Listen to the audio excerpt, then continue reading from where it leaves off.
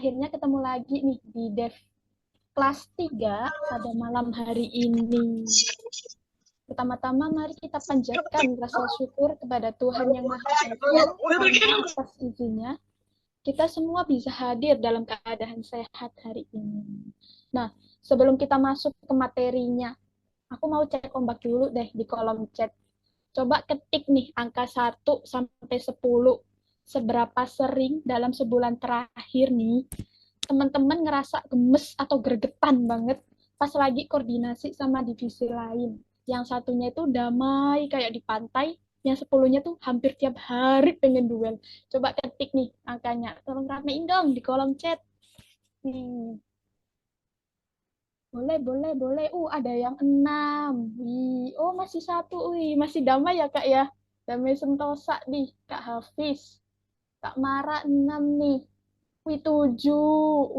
Udah mau batas ya, Kak ya. 7, 8, 9. Kurang 3 nih, Kak. Boleh, boleh. Boleh. Ada lagi nggak, teman-teman? Apa lagi damai-damainya aja nih? Nggak ada duel apapun nih. Atau mungkin yang ya atau mungkin itu apa bosnya ada di sini nih atau mungkin divisinya ada di sini jadi kayak sungkan. Ayo, siapa yang sungkan nih? Oke. Ini udah ya. Oke. Jadi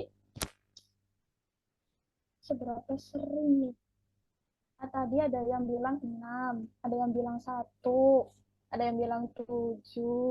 Nah, gimana sih biar ngubah dari yang angka 6 dan 7 tadi ngubahnya jadi angka 1. Nah, kita akan bahas di sesi kali ini yang berjudul Collaborative Power, Leading Execution Without Authority. Next, kakak operator. Nah, yang pertama nih, tentang chapter 1. Itu breaking silos dan building collaborative mindset. Nah, apa sih itu? Coba next slide, kakak.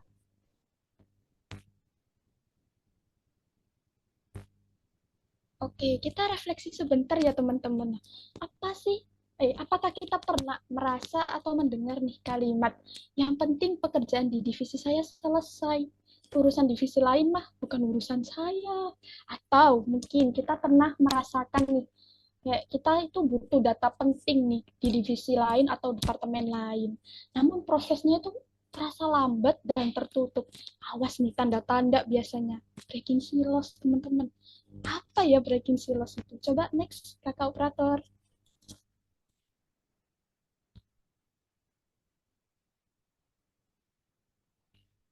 Kakak operator. Ini masih belum berubah di aku. Oke, kita mulai dari akar masalah dulu, teman-teman. Akar masalah utamanya sampai ke eksekusi strategis SDM-nya. Boleh next, kakak operator? Nah, nih, yang tadi breaking silos atau organizational silos, teman-teman. Nah, nih bakal dijawab di sini. Nah, organizational silos itu kayak apa ya? Sekat di antara divisi gitu, teman-teman. Jadi nggak ada komunikasi efektif. Adanya itu sekat di antara divisi-divisi dari divisi A dan divisi B. Itu ada sekat di tengah-tengahnya. Jadi nggak ada komunikasi yang efektif.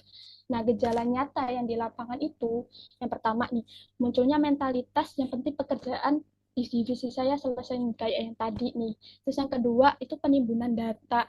Terus yang ketiga itu kecenderungan saling menyalahkan. Kalau semisal tiga-tiganya udah muncul, wah berarti ada break nih, ada dinding, ada sekat di antara kita, Widih. Boleh kakak operator? Oke, dampak buruknya nih teman-teman saat organisasi itu rugi karena kurang terhubung itu yang pertama ya, udah beda bahasa. Terus yang kedua itu ide mati. Dan yang ketiga itu bergeraknya itu lambat banget. Oke, next kakak operator.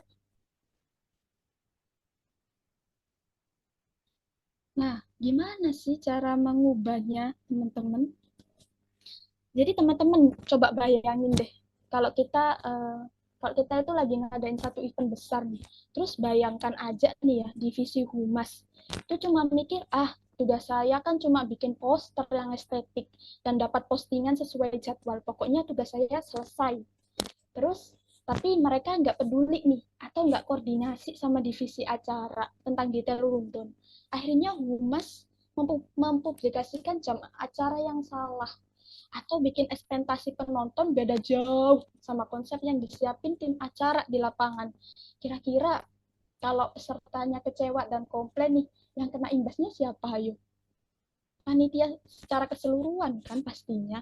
Nah, pesertanya nggak akan peduli itu salah humas atau salah acara. Nah, disinilah pentingnya kita mengubah paradigmanya, teman-teman, dari saya jadi kita.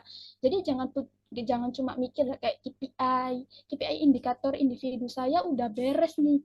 Tapi ubah cara pikirnya jadi apakah hasil kerja saya ini sudah membantu kita mencapai target perusahaan bersama. Terus yang kedua nih, prinsip interdependensi berantai atau saling ketergantungan, teman-teman. Jadi sadar atau tidak nih, kerjaan kita itu mirip kayak rantai, teman-teman. Tahu rantai kan, teman-teman? Nah, itu hasil akhir atau output dari divisi A itu adalah bahan baku untuk input utama buat divisi B. Kalau divisi A ngasih bahan baku yang setengah matang atau telat, ya divisi B bakal kelabakan pastinya atau keteteran, teman-teman. Terus yang keuntungannya buat kita itu apa sih? Nah, saat kita bekerja nih dengan cara pikir kita, beban kerja itu jadi terbagi adil gitu loh, teman-teman. Ritme kerja sama-sama enak, dan kalau ada masalah, kita bisa ambil keputusan bareng-bareng tanpa perlu lempar-lempar tanggung jawab. Next, kakak operator. Nah, tapi pertanyaan, gimana caranya kita bisa mikirin divisi lain kalau divisi kita itu nggak tahu mereka ngerjain apa? Nah, jawabannya ini ada di slide ini, teman-teman, yaitu meningkatkan cross-functional awareness. Nah, apa itu cross-functional awareness? Yaitu tingkat pemahaman teman-teman dan kepedulian individu terhadap fungsi, tantangan harian, serta kontribusi unik dari Departemen Mitra Kerja. Nah, manfaatnya itu yang pertama, menghilangkan bias negatif. Yang kedua, meminimalkan prasangka. Dan yang ketiga, ini yang teman-teman, membangun rasa saling menghargai antar divisi. Next, kakak operator. Nah, taktiknya di operasional di tempat kerja itu ada dua. Yang pertama, kita itu harus mengamati langsung gitu loh. Kalau misal kita ingin tahu nih tugas dari divisi A, kita itu harus mengamati tugasnya itu seperti apa, teman-teman. Terus yang kedua, itu cross functional squad, yaitu membentuk tim kerja gabungan. Jadi berskala kecil untuk menyelesaikan proyek spesifik. Jadi ya kayak kita itu membentuk kelompok kecil gitu loh, tapi antar divisi, bukan satu divisi gitu, teman-teman. Next, kakak operator.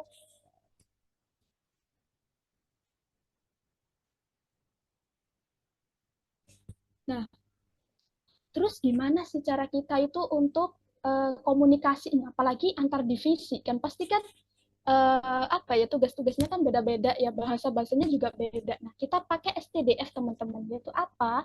Say, yang artinya apa yang mereka katakan. Jadi kayak keluhan atau masukan eksplisit yang sering mereka utarakan dalam rapat itu harus kita dengarkan, teman-teman. Terus yang kedua itu T, things, apa yang mereka pikirkan, yaitu kekhawatiran terpendam mereka mengenai ketepatan waktu, mungkin dari segi tugas mereka sendiri. Terus D, artinya apa? Das, apa yang mereka lakukan. Jadi langkah operasional harian yang terpaksa mereka jalani. Nah, yang keempat itu ada feels, yaitu apa yang mereka rasakan, lebih ke tekanan emosional serta motivasi kerja mereka sendiri. Boleh next, kakak operator. Nah, jadi keamanan psikologis itu sebagai apa, keamanan psikologis sebagai fondasi utama itu, kenapa kok bisa disebut sebagai fondasi utama? Karena kalau kita udah punya keyakinan, teman-teman, keyakinan seluruh anggota tim bahwa lingkungan kerja kita aman, kita itu punya kebebasan penuh di situ. Jadi kebebasan penuh itu untuk apa sih? Untuk menanyakan hal kritis, teman-teman, mulai dari mengakui kesalahan atau mengusulkan ide atau mengkritik kebijakan yang salah gitu kan. Nah, motor penggeraknya sendiri itu dari kecerdasan emosional kepemimpinannya, yaitu sangat krusial dalam menumbuhkan iklim yang aman, teman-teman. Jadi dengan kecerdasan emosional kepemimpinan itu tadi, kita bisa menciptakan ruang aman di mana semua orang itu bisa berpendapat tanpa takut dihakimi, teman-teman. Tapi timbul pertanyaan baru. Nah, memangnya kalau karyawan merasa aman, apa dampaknya buat bisnis atau performa kita? Nah, next kakak operator. Nah, mengapa? Nah, ternyata rasa aman itu berpengaruh langsung loh ke efisiensi kerja nih teman-teman. Nah, yang pertama itu bebas bungkam. Jadi nggak ada lagi nih cerita karyawan pilih diam atau pas tahu ada masalah itu langsung kayak takut dimarahin, enggak, langsung apa ya, bisa ngomong gitu teman-teman. Terus yang kedua, deteksi dini. Jadi bisa berani bersuara bila ada masalah. Terus yang ketiga itu evolusi budaya. Jadi mengubah budaya teman-teman dari yang saling menyalahkan tadi menjadi budaya learning atau belajar. Next, kakak operator.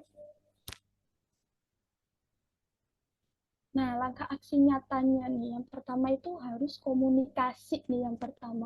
Terus yang kedua itu sistem baru. Jadi gunakan empathy mapping tadi teman-teman untuk merancang alur kerja antar departemen. Terus yang ketiga itu respon pemimpin. Nah, ada kutipan bagus nih, yaitu kolaborasi bukan tentang kemiripan karakter, melainkan keselarasan tujuan. Nah, bicara bicara soal keselarasan tujuan nih, pas banget nih teman-teman.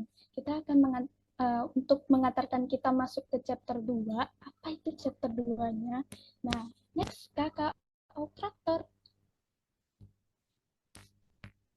Nah, di sini tuh kita akan gimana ya? Kayak menyamakan gitu loh teman-teman, menyamakan arah dan mengelola ekspektasi antar divisi supaya tidak ada lagi jalan sendiri-sendiri.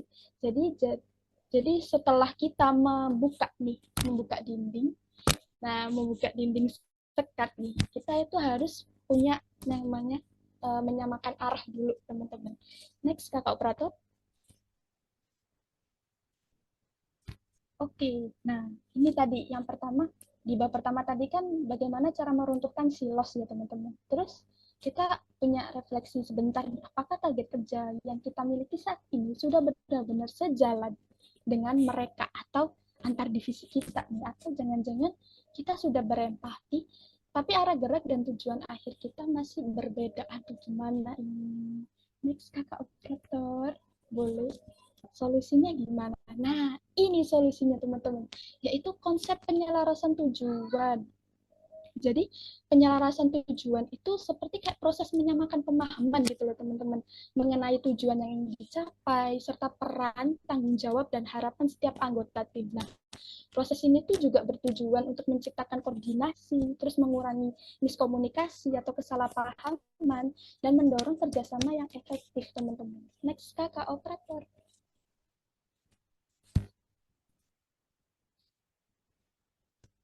Oke, nah mekanisme penyelarasan ini cara yang pertama nih teman-teman, mekanismenya itu yang pertama itu share vision, yaitu menyatukan arah tim dulu. Kalau semisal nih ya, dalam sebuah tim setiap anggota itu memiliki peran dan sudut pandang yang beda-beda banget.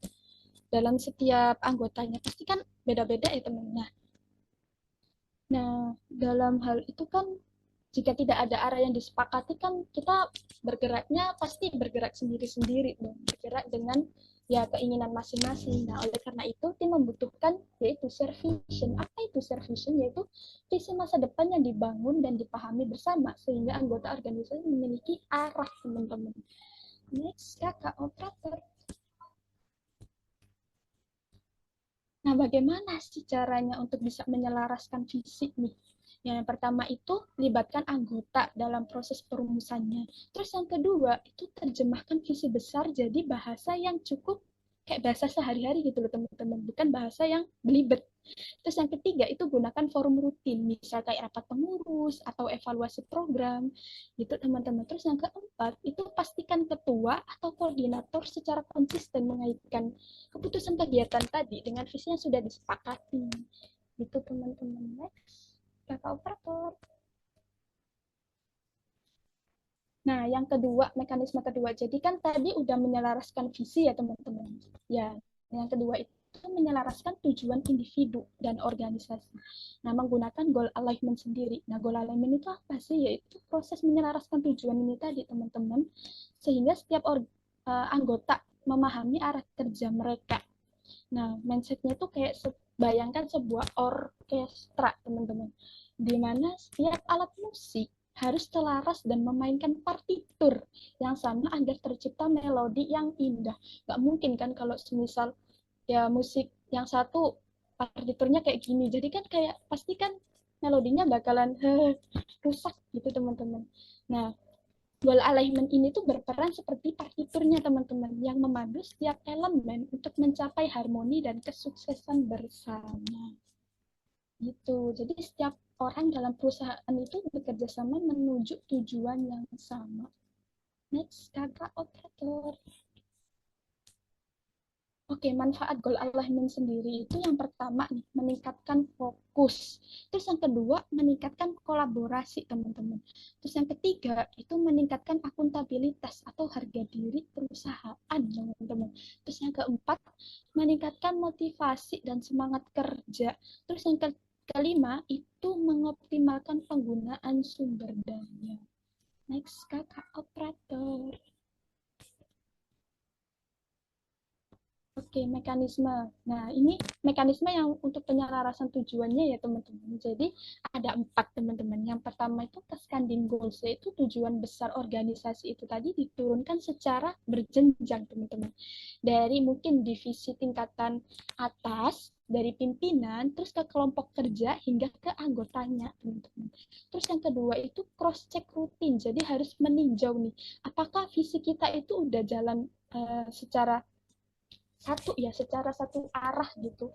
Terus yang ketiga itu transparasi tujuan, yaitu rencana kerja setiap divisi atau kelompok dapat dilihat oleh divisi lain agar tidak terjadi program yang tumpang tindih. Terus yang keempat itu evaluasi dua arah. Jadi pengurus dan anggota itu sama-sama memberi masukan teman-teman, bukan hanya dari segi pengurusnya sendiri yang ngasih perintah doang gitu. Jadi anggotanya itu harus bisa speak up gitu teman-teman. Next, kakak operator. Nah, jadi dengan 4 mekanisme tadi, tujuan tiap divisi itu bisa selaras teman-teman dan nggak ada program yang tumpang tindih. Nah, mekanisme penyelarasan tadi itu baru bisa jalan kalau kita tahu siapa saja orangnya dan siapa sih pihak yang punya pengaruh besar atau kepentingan di proyek kita. Nah, disinilah pentingnya alat bernama stakeholder, teman-teman. Nah, stakeholder ini tuh adalah proses mengidentifikasi seluruh pihak yang memiliki kepentingan atau pengaruh terhadap suatu program kegiatan. Nah, eh, pemetaan dari stakeholder sendiri itu untuk mengetahui gitu loh teman-teman, siapa stakeholder kunci dan apa yang mereka pedulikan, pengurus dapat berkomunikasi lebih efektif, mohon maaf, serta menyelesaikan potensi konflik sebelum membesar. Gitu. Next, kakak operator.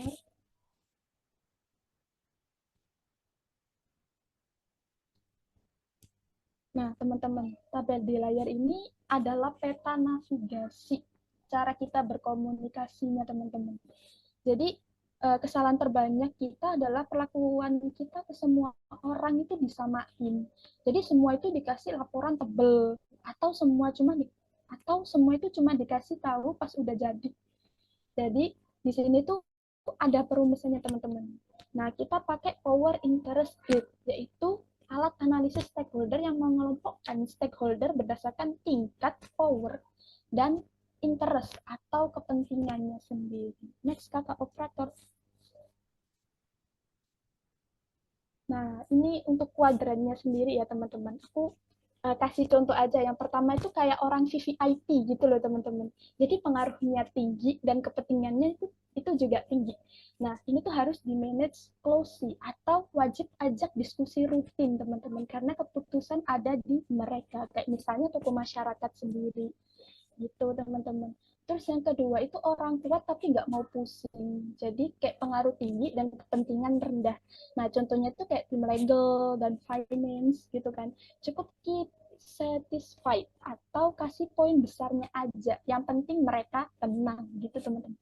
Terus yang ketiga itu tim lapangan, yaitu pengaruh rendah dan kepentingan tinggi.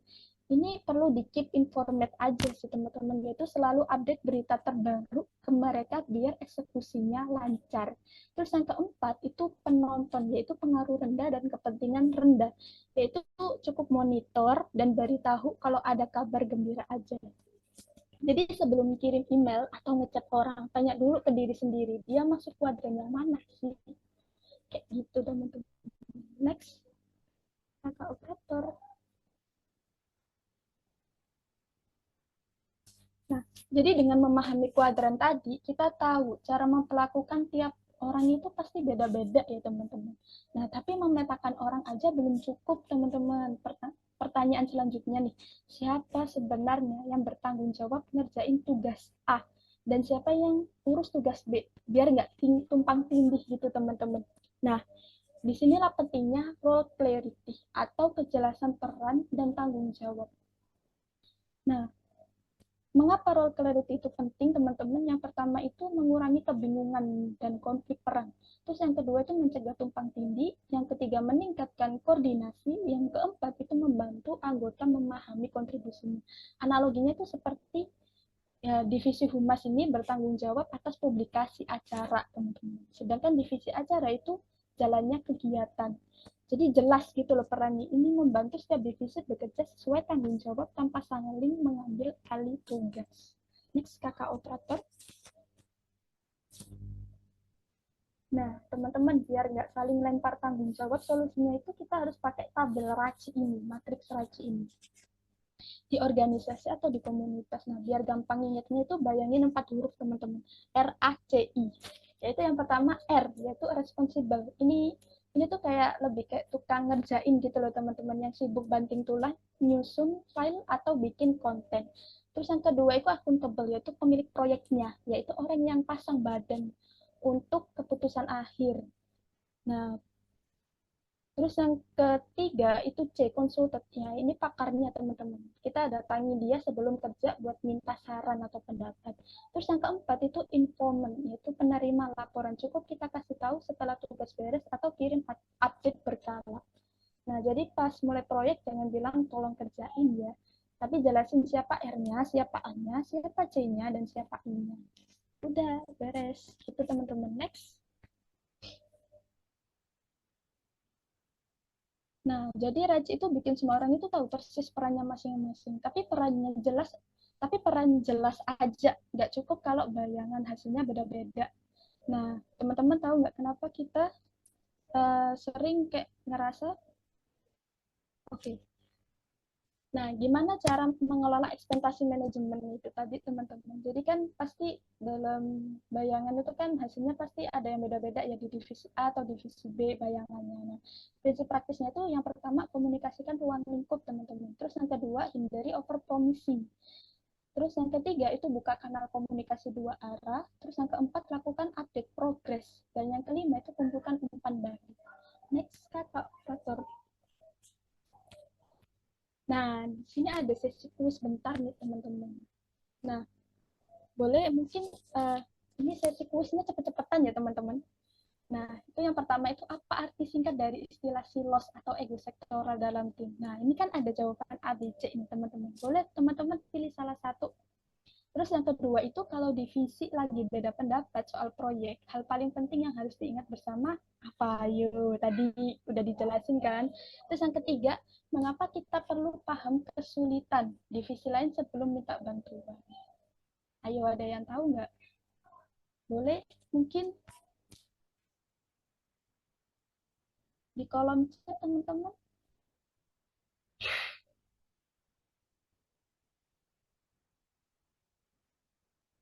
kakak operatornya nih itu ya. Aduh, udah membuka jawabannya dulu. Kakak operatornya, ya Allah. Gak apa-apa udah. Boleh kakak operator?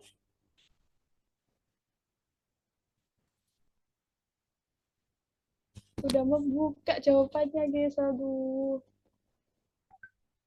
Waduh, gimana nih? Waduh. Udah ke spoiler duluan nih. Aduh. Boleh kakak operator. Next. Nah, ini untuk kunci jawabannya. Jadi yang satu itu A, yang kedua itu B, yang ketiga itu B. Ini itu sih gara-gara ke spoiler tadi. Nangis sih aku. Oke, boleh. Next kakak operator. Nah, teman-teman, kan kita tadi udah nyelesain ya, nyelesain di bab satu sama bab 2 nih. Dan mungkin semuanya mungkin pada ngumpul ya otaknya karena tadi banyak bahas banyak banget gitu kan. Terus boleh mungkin kita perlu changes energi dulu nih teman-teman lewat game. Mungkin aku panggil rekan aku dulu nggak sih? Kak Widya. Oke, Kak halo Widya. semuanya. Aku izin take over gitu ya, karena kalian tadi udah ngikutin pematerian 2 chapter gitu, mungkin lumayan pusing dan ngebul gitu kepalanya. Jadi di Iya, sini aku betul banget. bakalan ice breaking gitu ya, atau sesi games gitu. Mungkin dari operator boleh mulai di show. Wow, oke, semoga nggak ke spoiler tadi ya, kelihatan dikit gitu. Oke, jadi gamesnya hari ini adalah Who Am I Game gitu ya. Ini ada turtle ini. Bayangin aja kalau misalnya mereka menjadi pemandu games kita pada malam ini. Boleh di next aja.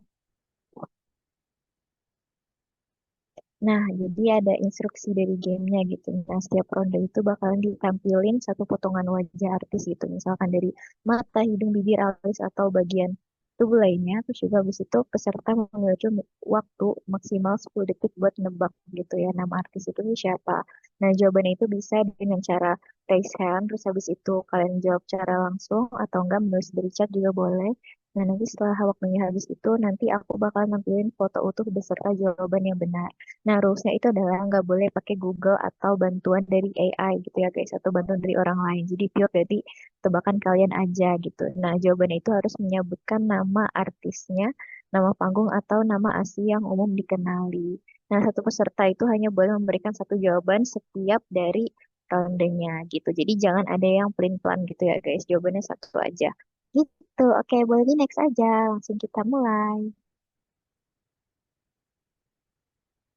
Nah, let's get started and have fun gitu ya kata si turtle ini. So, langsung next slide aja. Kita langsung ke yang pertama. Nah, jujur ini lumayan ikonik ya, number one. Jadi, who is this guys? Ini menurut aku udah ambilin bagian yang paling ikonik dari orang ini gitu. Boleh langsung dijawab aja di chat atau langsung raise hand. Oke, Taylor Swift. Ada banyak semuanya jawab Taylor Swift gitu ya. Mungkin yang lain, ada yang lain nggak? Kan nggak mesti mungkin Taylor Swift doang ya, mungkin. Ayu Ting Ting, Soimah. Oke, bisa. Oke, boleh di next aja. Jawabannya adalah betul sekali Taylor Swift. Karena aku sebenarnya udah ngasihin gitu ya. Ini tuh bagian yang paling iconic Red Lips-nya dari Taylor Swift gitu. Nah, boleh langsung di next aja. Kita ke ronde kedua. Nah, who is this guys dari matanya gitu. Kira-kira siapa? Oke, udah ada yang jawab mau di Ayunda. Oke, yang lain adakah yang mau raise hand dan ngomong langsung kah? Boleh-boleh dari HCLND mungkin langsung raise hand dan ngomong gitu ya. Raisa, aku oke mungkin bisa jadi mau di Ayunda. Oke, banyak ini banyak yang jawab mau di Ayunda mirip Han Sohee. Ya, mungkin bisa jadi Han Sohee gitu. Pinkan mampu. Jujur gak expect. Oke, langsung di reveal aja. Next slide. Betul sekali yang jawab mau di Ayunda tadi ada banyak sih. Ada Aska, ada Olivia, ada Rain juga. Ya, betul sekali. Congrats guys. Oke, langsung next slide aja. Nah, jujur nih, ini menurut aku nggak tahu ini ikonik atau enggak, tapi intinya harusnya ketahuan gitu ya kira-kira ini siapa. Boleh dijawab ya guys. Ini bagian ini rambut siapa dan jidat siapa? Charlie Puth mungkin, Tom Holland mungkin, Ronaldo. Ronaldo siapa nih? Ronaldo Hati. Hopner, mungkin. Harry Styles, bisa jadi. Ada satu lagi nanti aku reveal. Sule kayaknya enggak deh. Emang Sule pernah rambut pendek ya? Serius nanya? Serius nanya jujur. Kayaknya enggak sih. Jujur gagal. Tom Holland oke. Ada lagi nggak guys? Aku hitung ya. 5, 4, 3, 2, 1. Oke, langsung di reveal aja. Jangan sulit, sumpah. Enggak. Betul sekali ya Tom Holland. Kayaknya kegampangan deh game yang aku bikin. Kalian semua udah keren atau kalian emang chronically online gitu ya? Nggak tahu ya mungkin. Jadi kalian chronically online, jadinya kalian tahu semua artis gitu. Keren sekali. Pakai dukun, oke. Tadi di instruksi gamenya nggak ada larangan ya pakai dukun ya? Wah, aku salah sih. Harusnya aku tadi nambahin gitu di instruksinya. Oke, mungkin boleh di next round aja. Nah, ini jujur menurut aku ini em, banyak nggak sih artis yang bentukannya kayak gini? Mungkin boleh dijawab ya guys. Hmm, kayaknya banyak miripnya deh. Ada yang jawab Selena Gomez. Oke, mungkin bisa jadi. Sabrina Carpenter. 9, 8, 7, 6, 5, 4, 3, 2, 1. Ada yang jawab mau di Ayunda lagi loh. Jujur janggal. Eh, sebentar operator. Sebelumnya. Kita refill dulu. Yap, kita refill. Tadi udah ketahuan itu Selena Gomez ya guys. Jadi benar sekali dari Kak Sausan, dari PO. Keren sekali. Oke, dari Tiara juga gitu. Oke, next aja, next round.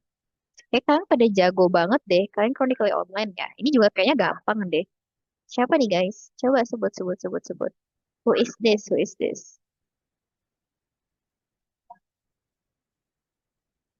Yuk.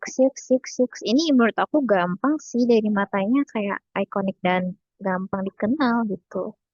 Harry Styles, Happy Anif Wandi, ya udah bubar Kak. Gimana dong? Gak tahu nyerah. Ih kok nyerahan gitu sih? Jujur, jangan dong, jangan nyerah. Harry Styles, oke. Ada jawaban lain nggak? Kali nggak mungkin, kali nggak pakai soft lens sekarang ya. Mungkin bisa jadi. Kak Agus, oke. Kak Agus jujur jangan.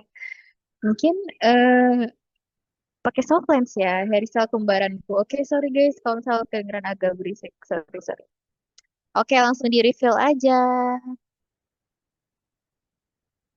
Yap, betul sekali, Harry Styles gitu. Jadi tadi banyak ya yang jawab bener gitu. Keren. Kayaknya kalian emang mungkin up to date banget gitu ya. Nah, langsung next round aja. Suits. Ini ikonik banget menurut aku. Ini ikonik banget. Kalian nggak mungkin nggak tahu sih. Kalau misal kalian on sosmed mulu atau buka HP mulu, I think harusnya tahu. Kalau misal on apa ya kayak up to date pop and everything gitu pasti tahu. Sabrina Carpenter, Lisa Blackpink, bisa mirip Lisa anak Kebayoran. Tahu dari mana dia anak Kebayoran? Dia anak Thailand. Jujur. Oke, ada lagi nggak? Aku hitung ya. 10, 9, 8, 7, 6, 5, 4, 3, 2, 1. Jujur, Kak Farah zaman Facebook. Bukan aku yang ngomong ya, Farah. Bukan aku yang ngomong ya, jujur. bukan aku nih, Kak Erdita nih yang ngomong nih, mungkin boleh mungkin habis ini digebukin sama Farah gitu ya kayaknya. Udah sampai ngepel-ngepel tangan tuh, udah serem banget tuh, jujur. Boleh di-reveal aja. Dun, dun, dun, dun, dun. Betul sekali Sabrina Carpenter dengan iconic bangs-nya itu dan blonde gitu ya. Oke, kita langsung next round aja. Kita dikejar waktu. Oh my God. No, no, no. Nah, ini iconic juga nggak mungkin kalian nggak tahu. Boleh langsung aja dijawab siapa guys? Siapa guys? Kira-kira.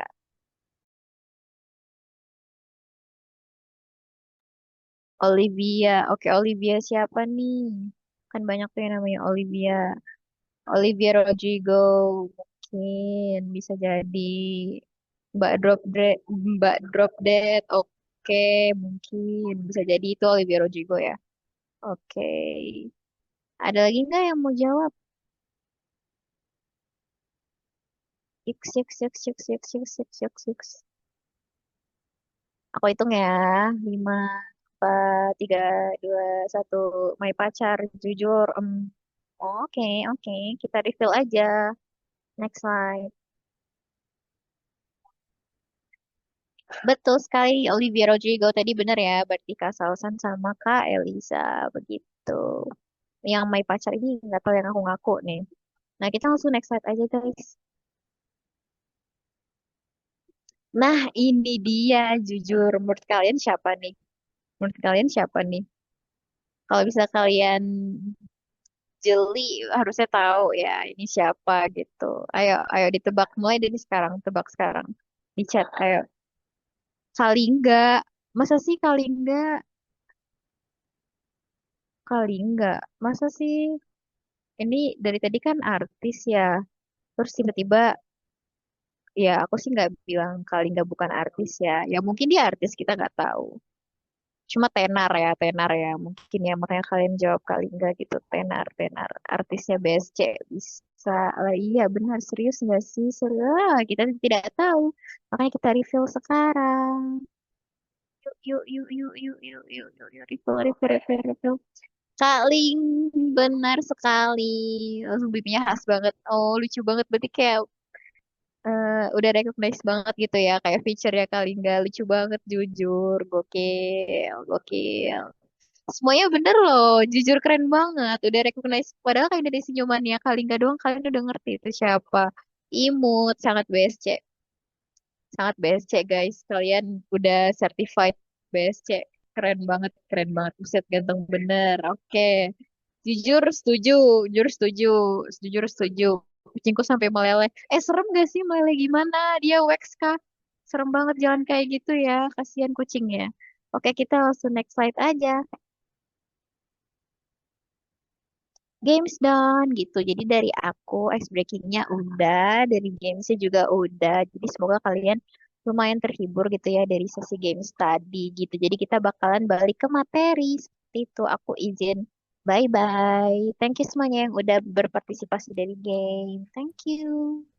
Bye-bye, Kak. Terima kasih, Kak Widya. Oke, boleh Kakak Operator?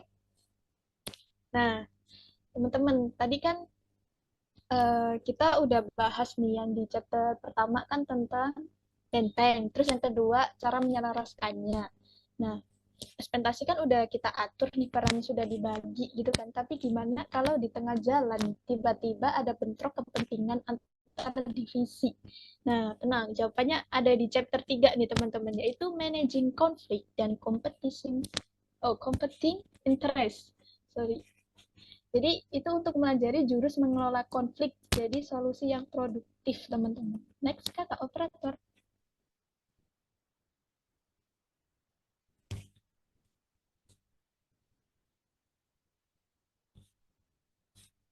Kata operator.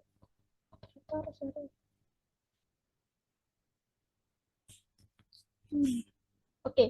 Nah refleksi sebentar tadi kan.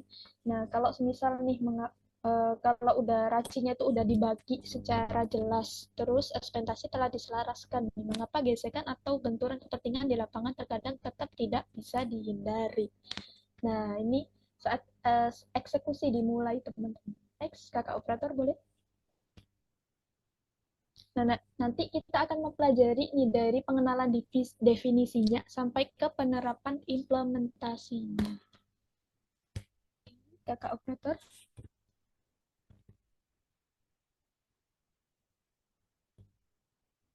Nah, ini teman-teman, pastikan ada konflik. Nah, apa sih konflik itu? Nah, konflik itu adalah kondisi yang dimana yang dimanifestasikan dalam bentuk ketidaksesuaian, teman-teman.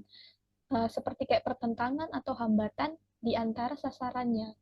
Jadi melibatkannya itu ada dua, teman-teman, yaitu ketegangan emosional dan penolakan antar pribadi. Nah, pemicunya itu muncul ketika satu pihak ini merasa bahwa tindakan pihak lain ini menghambat, teman-teman, menghambat pencapaian tujuan, atau ketika ada perebutan atas pembagian sumber daya yang terbatas. Wah, gimana itu? Boleh next, kakak operator.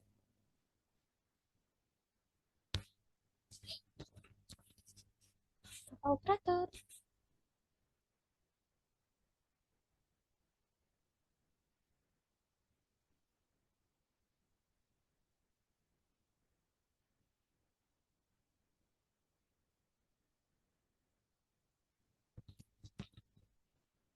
Operator, belum ganti slide-nya. Oke, boleh. Nah, evolusi pandangan terhadap konflik, teman-teman. Nah, jadi pandangan terhadap konflik itu berevolusi, teman-teman. Jadi zaman dulu atau zaman klasiknya nih, nah konflik itu kayak dianggap sebagai penyakit gitu loh, udah kayak dinegatifkan gitu, teman-teman. Jadi kayak udah dinilai negatif, terus destruktif dan merugikan. Nah, terus dianggapnya itu sebagai indikasi kegagalan, teman-teman. Nah, efek buruknya itu, tim kelihatan itu adem ayem. Tapi sebenarnya tidak ada kemajuan karena semua orang takut ngeluarin ide. Jadi kayak dari atasnya itu kayak kelihatan tenang aja, tapi bawahnya kayak gonjang-ganjing gitu, teman-teman. Nah, terus solusi yang dikasih dalam pandangan klasiknya itu harus dihindari, teman-teman, ditekan atau dieliminasi secepat mungkin. Nah, akhirnya ide-idenya itu nggak bisa keluar gitu, teman-teman. Terus yang kedua itu pandangan modern atau interaksionis. Jadi di sini itu konflik itu berubah, teman-teman. Jadi konflik itu bisa dilihat dari ranah positif dan ranah negatif. Jadi konflik itu konsekuensi alami gitu, teman-teman, dan tidak terhindarkan dari keberadaan organisasi. Jadi kalau semisal ada komunitas atau organisasi pasti ada konflik di dalamnya kayak gitu, teman-teman. Terus tingkat konflik ini tuh tentu sangat penting untuk menjaga tim tetap kritis, kreatif, dan mandiri.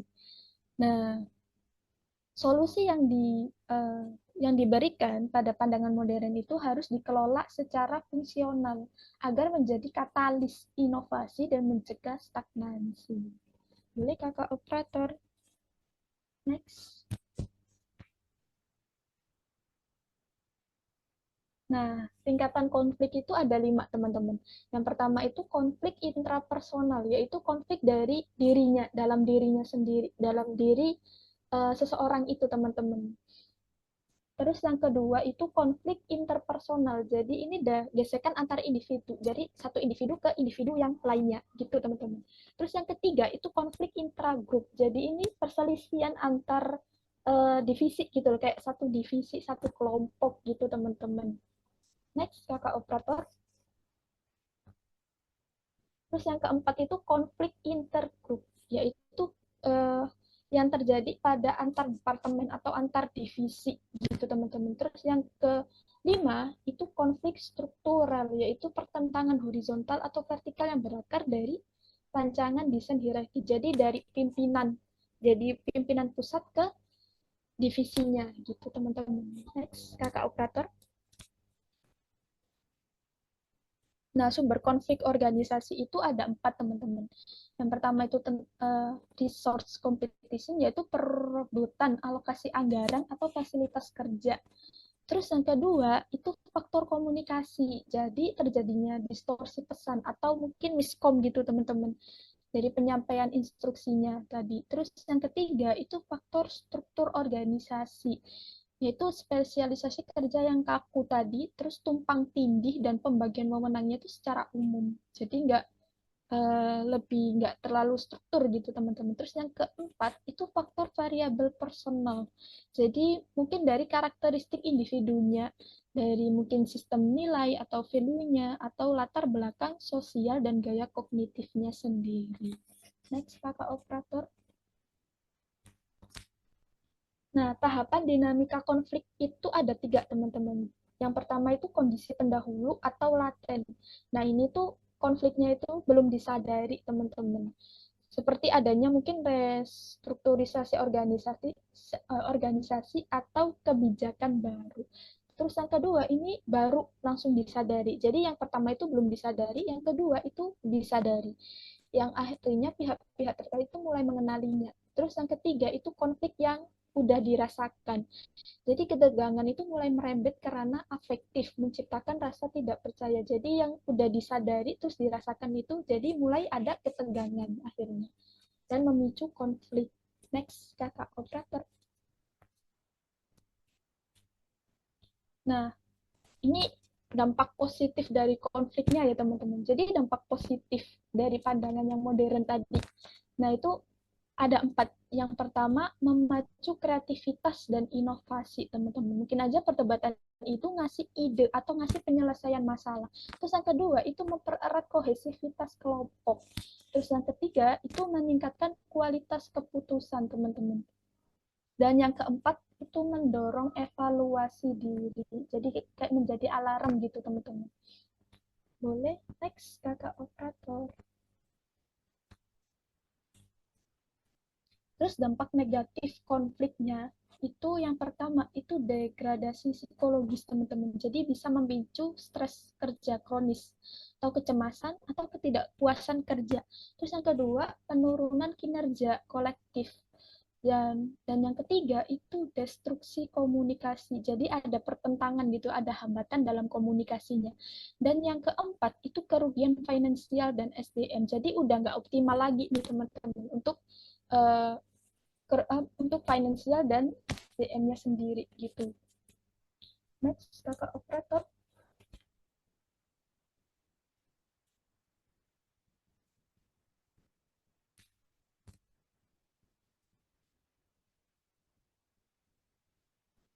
Nah, di sini kan uh, kita udah kayak tahu kan. Jadi kalau konflik dibiarkan berlarut-larut, efeknya itu bukan cuma bikin burnout teman-teman secara individu, tapi juga merusak kinerja tim hingga ke ranah finansial organisasi. Jadi melihat dampaknya yang seburuk itu, kita tentu nggak bisa menyelesaikan konflik cuma bermodalkan perasaan atau adu emosi. Nah, kita butuh cara yang terukur. Nah, dan ini caranya teman-teman, yaitu decision framework, yaitu metodologi sistematis resolusi konflik. Yang pertama itu tentang pengenalan masalah, teman-teman. Jadi harus mengukai secara terbuka bahwa ada masalah di sini, kayak gitu teman-teman. Terus yang kedua itu diagnosis mendalam. Dari yang udah disadari tadi, kita itu harus menganalisis gitu loh, akar penyebabnya itu dari mana dan memetakannya. Terus yang ketiga itu formulasi strategisnya dengan menentukan taktik penyelesaiannya, teman-teman. Terus yang keempat, itu implementasi tindakan. Jadi menjalankan rencana aksi nyata yang sudah disepakati bersama. Terus yang kelima, itu evaluasi dan tindak lanjut, yaitu mengukur efektivitas jangka panjang dari solusi yang diterapkan tadi, teman-teman. Next, kakak operator. Nah, teman-teman, pas ada 2 pihak atau divisi yang lagi panas dan buntu, ada 3 langkah emas yang bisa kita terapkan. Yang pertama itu mediasi organisasi, yaitu hadirkan wasit netral, teman-teman. Jadi langkah pertama itu hadirkan pihak ketiga yang imparsial atau netral, seperti tim human capital atau HR-nya, dengan tugasnya itu mediasi, bukan untuk menghakimi siapa yang salah, tapi membantu menjembatani komunikasi, teman-teman. Terus yang kedua itu negosiasi integratif atau win-win solution. Nah, ubah fokusnya dari mempertahankan gengsi posisi jadi mencari solusi kebutuhan, teman-teman. Jadi jangan tanya kamu mau menang berapa persen, Tapi tanya sebenarnya kebutuhan utama divisi kamu apa sih gitu. Terus yang ketiga itu interest alignment, tarik ke goal bersama. Jadi diingatkan kembali itu untuk visi dan misinya itu apa sebelumnya. Itu next kakak operator. Nah, ini ada studi kasus nih teman-teman. Nah, yang pertama itu dari project leader divisi A, yaitu Riko. Terus yang kedua itu project leader divisi B. Nah, cara kerja dari Riko ini tadi itu, pembagian tugasnya itu umum teman-teman. Terus tidak ada penanggung jawab tunggal. Nah, sedangkan Maya nih di project leader divisi B, itu cara kerjanya itu membentuk prinsip racik teman-teman. Terus orang itu kayak tahu gitu loh batas tugas dan tempat dia melapor kendalanya itu seperti apa. Nah, dampaknya mungkin dari Riko itu ada masalah. Jadi saat ada masalah atau miskom itu tim itu saling menunjuk atau menyalahkan karena tugasnya tadi secara umum. Nah, sedangkan kalau dari tim Maya itu saat terjadi kendala alur solusi itu langsung jelas dan tanpa perdebatan. Next kakak operator.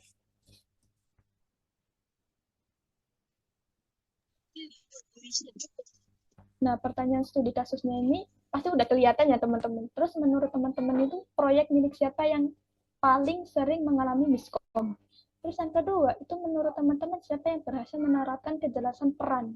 Taci matik dengan tepat tadi. Pasti udah kelihatan ya teman-teman, udah gampang banget. Boleh mungkin ada yang kasih jawabannya, teman-teman?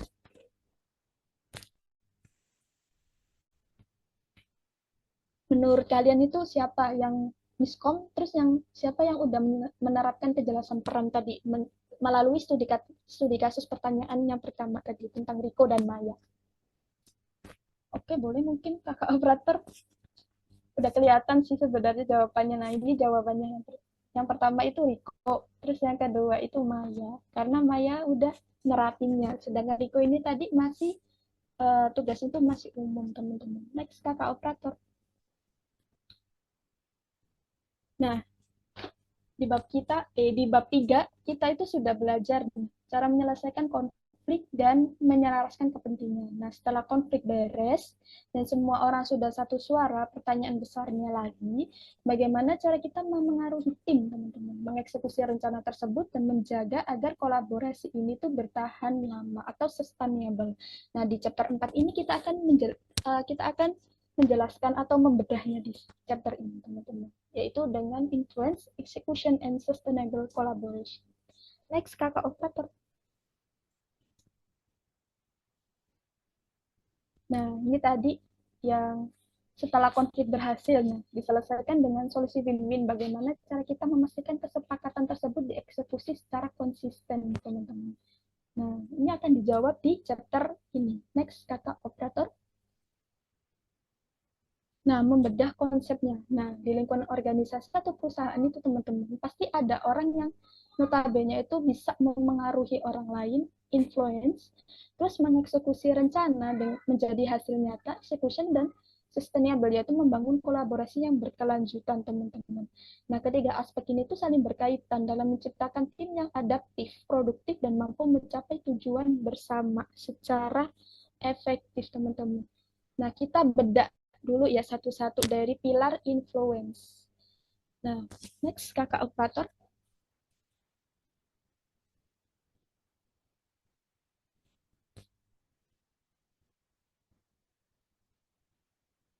Nah, di sini ada konsep influence without authority. Nah, artinya itu merangkul tanpa memukul, teman-teman. Yaitu ngajak tanpa merintah. Jadi kita itu nggak butuh jabatan tinggi buat dibikin untuk didengar, teman-teman. Kuncinya itu ada di trust dan cara berkomunikasi kita yang bikin orang lain dengan senang hati mau kerja bareng. Nah, di lingkungan organisasi atau perusahaan itu tidak semua pekerjaan dapat diselesaikan dengan mengandalkan jabatan, teman-teman. Jadi harus ada kolaborasi, budaya kolaborasi yang efektif. Terus next kakak operator. Nah, yang kedua nih tentang accountability. Nah, kita kan udah bisa ngajak nih atau mempengaruhi orang lain secara positif dengan komunikasi tadi. Tapi saat rencana mulai berjalan, apa kunci utama supaya tugas nggak terbengkalai? Nah, jawabannya itu adalah accountability, teman-teman. atau tanggung jawab penuh tim yang keren, atau tanggung jawab penuh dari tim gitu teman-teman. Nah, tim yang keren itu isinya bukan orang yang jago ngeles pas ada masalah, tapi orang yang berani bilang, oke, ini tanggung jawab saya dan ini solusi yang bakal saya lakukan. Nah, ciri-ciri accountability sendiri itu bertanggung jawab atas hasil. Terus yang kedua itu menepati komitmen dan tenggat waktu. Dan yang ketiga itu berani mengakui kesalahan. Dan yang keempat tidak menyalahkan orang lain. Dan yang kelima itu berfokus pada solusi. Next, kakak operator. Nah, tanggung jawab kan udah dapet di teman-teman. Tapi gimana kalau di tengah jalan tiba-tiba ada perubahan rencana atau kendala mendadak? Nah, di sini kita butuh agile collaboration, yaitu kerjasama yang lincah, teman-teman. Jadi zaman sekarang itu kalau kaku banget sama rencana awal itu pasti kayak, ya apa ya, zaman sekarang itu pasti kayak ngerasa kalau kaku-kaku itu nggak enak gitu loh teman-teman. Nah, pasti bakalan ketinggalan gitu. Nah, pas ada perubahan, kita itu jadi lebih fleksibel dengan menggunakan agile collaboration tadi teman-teman. Dengan menggunakan yang pertama ada adaptability, yaitu menyesuaikan diri. Terus yang kedua itu cross functional collaboration, yaitu bekerja sama dengan berbagai divisi. Terus yang ketiga open komunikasi atau komunikasi terbuka. Dan yang keempat ini memanfaatkan umpan balik. Dan yang kelima itu continuous learning, yaitu terus belajar. Nah, oke, kerjasama udah lincah teman-teman. Event atau proyek sukses berjalan. Apakah tugas kita selesai sampai di situ? Next, kakak operator. Nah, belum selesai teman-teman. Biar kolaborasinya berlanjut nih, atau sustainable, kita butuh continuous improvement teman-teman. Selesai satu proyek, bukan langsung bubar gitu aja. Tapi kita evaluasi, bikin perbaikan terus-menerus. Biar proyek berikutnya keren dan nggak ngulangin kesalahan yang sama, teman-teman. Jadi perlu evaluasi terus-terusan gitu, teman-teman. Dengan menggunakan continuous improvement. Next, kakak operator. Dari kita mengevaluasi itu tadi, kita itu bisa knowledge sharing teman-teman, yaitu proses berbagi pengetahuan, pengalaman, keterampilan, ide, dan informasi antar anggota organisasi. Nah, dari situ tuh bisa meningkatkan kompetensi individu dan mempercepat penyelesaian masalah, terus mendorong inovasi, serta meningkatkan kinerja organisasi. Next, kakak operator. Nah, mari kita analisis sebentar nih teman-teman. Nah, sebuah perusahaan ini kan habis selesai proyek. Manajernya itu nggak cuma bilang, yeay, selesai, gitu kan. Tapi mereka bikin sesi knowledge sharing. Semua kendala dan solusi didokumentasikan jadi panduan teman-teman. Nah, kesimpulannya itu apa? Ketika ilmu didokumentasikan dan dibagi, tim berikutnya nggak perlu meraba-raba dari nol lagi, teman-teman. Inilah wujud nyata dari kolaborasi yang berkelanjutan atau sustainable collaboration. Itu teman-teman. Next, kakak operator. Nah, di sini ada sesi kuis lagi nih. Ingat kakak operator, jangan sampai ke spoiler lagi. Ini, duh, aduh, aduh, capek dah. Ke spoiler lagi sama kakak operatornya. Aduh, padahal udah diingetin loh kakak operator. Nah, di sini tuh ada dua pertanyaan teman-teman. Dari mungkin pembahasan dari chapter 3 ke chapter 4-nya. Gitu. Yang pertama itu sesi kuisnya tuh gimana cara paling pas ngajak rekan divisi lain buat bantu proyek saat mereka lagi sibuk. Terus yang kedua itu supaya hubungan baik dan kerjasama antar divisi tetap awet untuk proyek-proyek berikutnya. Hal simpel yang perlu dibiasakan itu apa ya teman-teman? Boleh mungkin di komen teman-teman.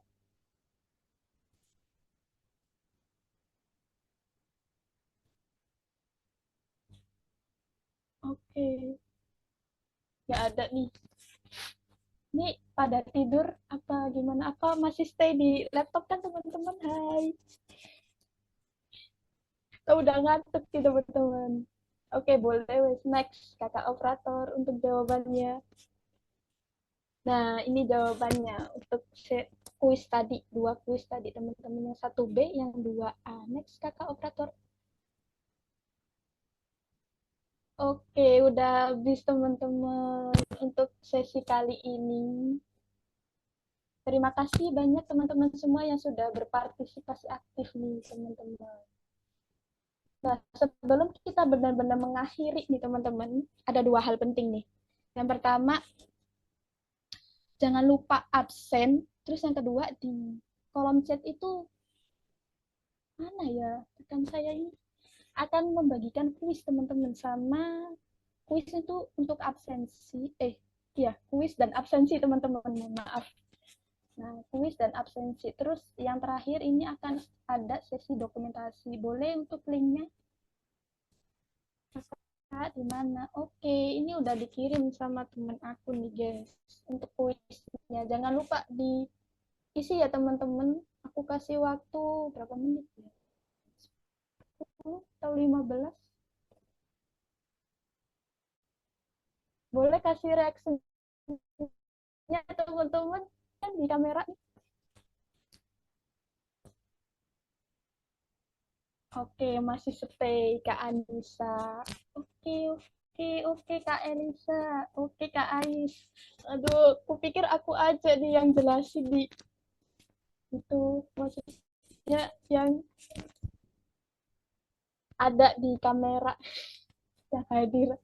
Nah, boleh uh, langsung diisi kuisnya. Mungkin dikasih waktu berapa menit? 10 menit atau 15 menit nih teman-teman. Nah, ini Kak untuk ngisi kuisnya nih. Oh iya, jangan jangan keburu balik dulu ya teman-teman, karena belum ada sesi dokumentasi. Ingat, ingat ya teman-teman, habis ngisi langsung balik ke sini ya. Yang tadi udah mendengarkan mungkin dari penjelasan saya yang iya. Oke, siang. Aku tunggu ya teman-teman.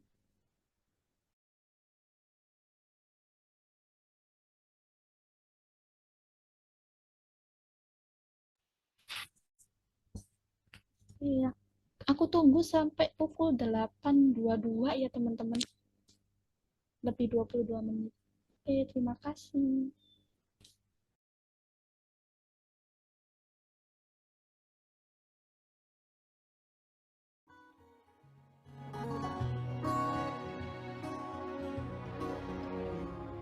Sungguh ku tidak memiliki daya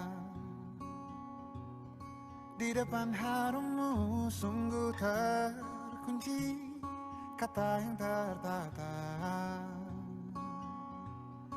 di depan ragamu.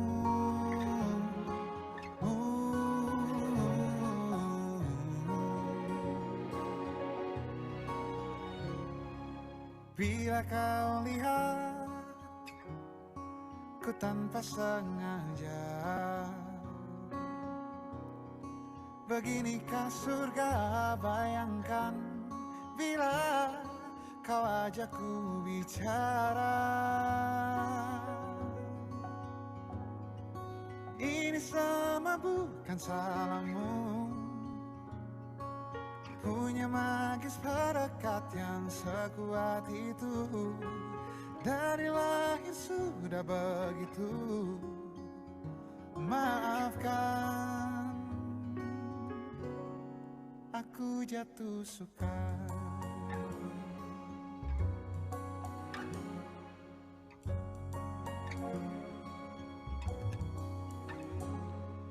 Bila kau lihat ku tanpa sengaja,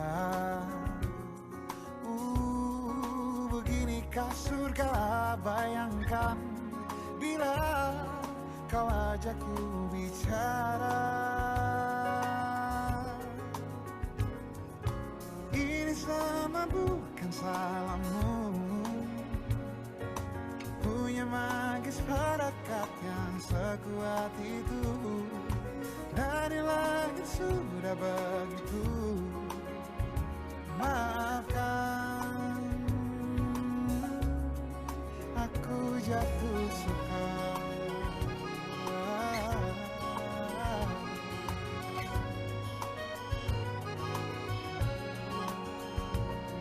Bila kau berkenan, biarkan ku di sampingmu. Berkuranglah satu jiwa yang sepi. Ini semua bukan salahmu. Punya magis perekat yang sekuat itu. Dari lahir sudah begitu. Maafkan, ini semua bukan salahmu. Punya magis perekat yang sekuat itu. Dari lahir sudah begitu. Maafkan, aku jatuh suka.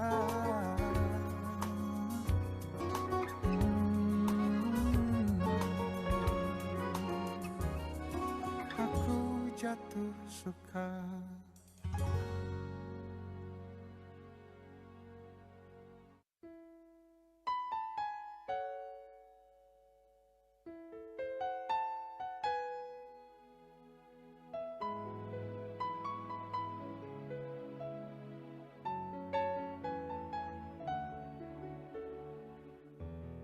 Kau ungkapkan kepadaku, kan ada saatnya nanti engkau milikku satu.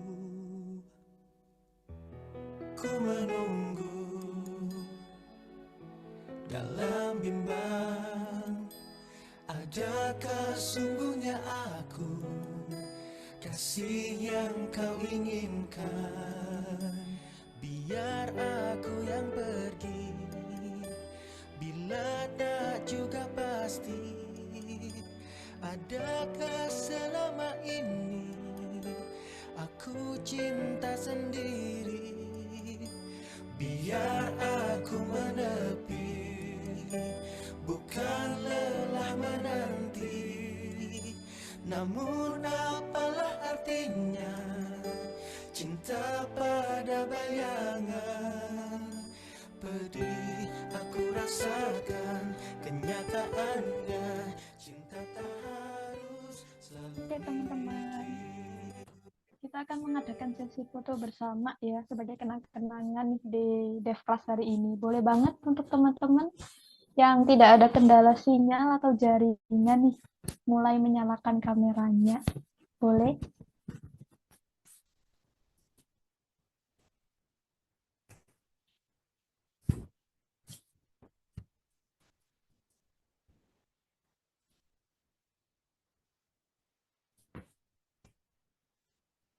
Ya, udah pada selesai belum untuk kuisnya nih? Udah?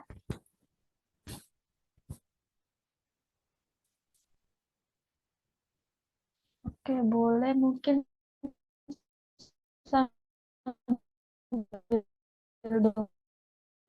dokumentasi ini sambil diselesaikan kuis cantik juga dan absen di Dev Class hari ini teman-teman.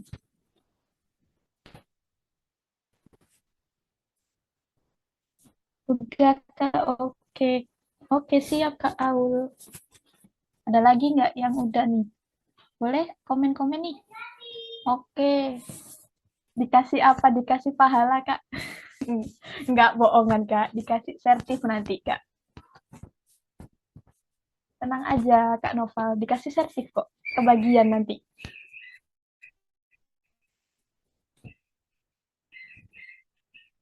Oke. Boleh kalau semisal ada yang udah nih, open kamera, tampilkan wajah cantik dan gantengnya teman-teman. Asik.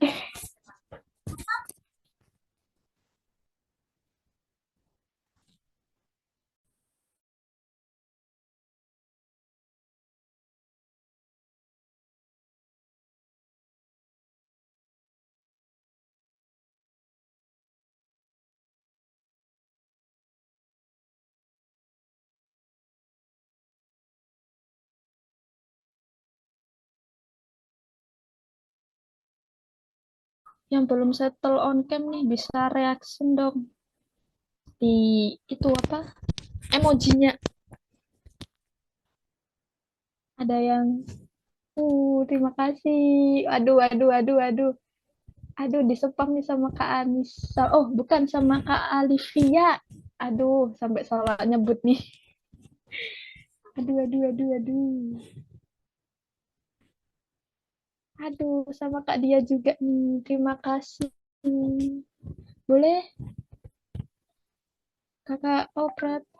kakak operator untuk sesi dokumentasinya. Mungkin nggak yang nggak punya kendala sinyal nih boleh bisa on cam teman-teman.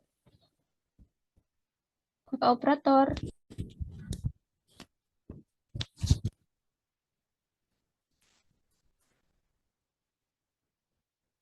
Halo Kak Nini. Gimana nih Kak Nini? Halo, Gimana udah siap? Kakak udah operator. sebentar ya. Oke.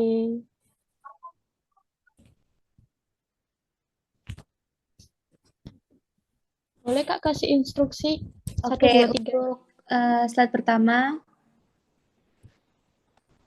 1, 2, 3.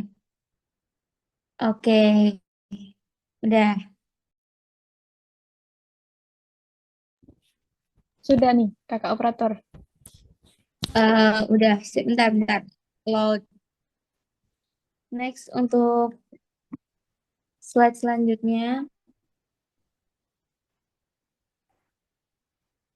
em, 1, 2, 3. Tuh. Hmm,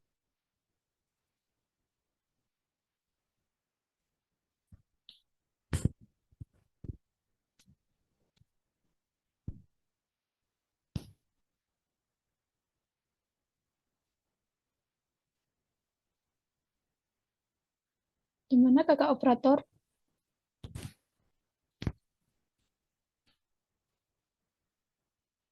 Halo Kakak operator. Oke, aku take over ya.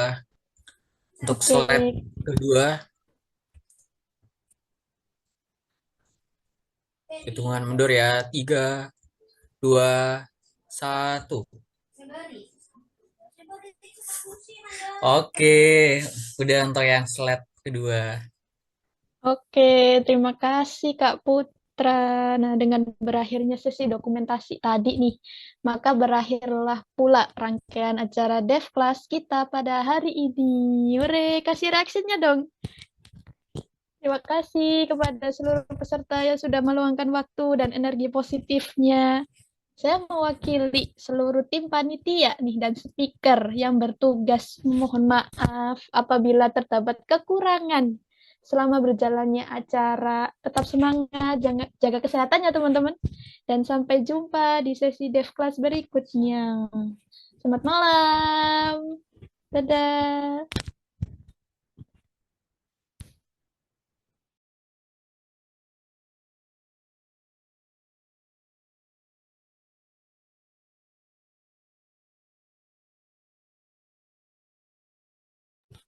Boleh kalau mau yang meninggalkan Zoom boleh dipersilahkan teman-teman.